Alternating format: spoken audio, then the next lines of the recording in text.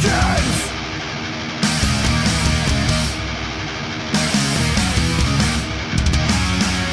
Get to the chopper. It's the only way out. Get to the chopper.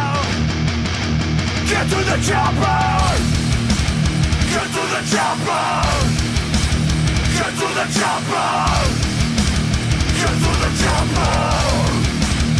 Get to the chopper. Alrighty then, back with another one for the Horrorfest. This time I'm checking out Event Horizon. A trip to Neptune takes a turn for the worse as the crew experience unseen horrors aboard a doomed spaceship.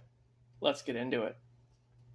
In the year 2047, a distress signal is received from a spaceship called the Event Horizon, which disappeared on its first mission 7 years earlier. The ship reappears in Neptune's orbit, and another ship, the Lois and Clark, gets dispatched to investigate.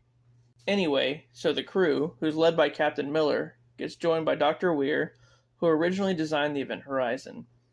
He tells them how the ship has an experimental warp drive in it, like something you'd see in Star Trek. Upon listening to the distress call that was put out, all they can hear is people screaming and then someone saying "Liberate me" in Latin. Latin? That's pretty weird. After that, the crew finally boards the Event Horizon to check it out even further, and it looks like everyone on board was massacred. All of a sudden, the warp drive activates on its own, pulling Justin, one of the crew members, into a portal as it sends a shockwave out, damaging the Lois and Clark. Then the rest of the crew board the Horizon and Justin is stuck in a catatonic state. He comes out of it long enough to try and kill himself in a decompression chamber, but Captain Miller saves him. As two of the crew members go out into space to fix their broken ship, the rest of them start to have strange hallucinations of their deepest fears. A bit later on, they find a video log of the previous crew on board. After turning the warp drive on for the first time, all the crew members start having sex orgy style and start mutilating each other. It's really screwed up. The video ends with the old captain holding his own eyes that he gouged out as he speaks in Latin, making him the voice they heard earlier. One of the crew members finally translates the whole phrase as "save yourself from hell." Dr. Weir deducts that the warp drive actually opened a portal to hell, basically sending them into an alternate dimension, and that everyone is screwed. Then, things start to fall apart pretty fast. Captain Miller tries to evacuate everyone back to the Lois and Clark, but then Dr. Weir gets possessed and gouges his own eyes out, destroying their ship along with a crew member named Smith, thus ultimately trapping them all on the Event Horizon. It's a shit show pretty much. Dr. Weir kills the remaining members of the crew and is confronted by Miller. After a brief fight, Miller activates the warp drive, planning on sending them back to their own dimension.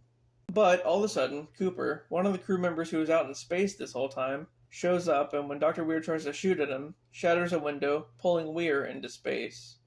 Miller, Cooper, and another crew member named Stark decide to blow up the ship and use half of it as a lifeboat until they can be rescued. Just then, Weir comes back all screwed up and attacks Miller.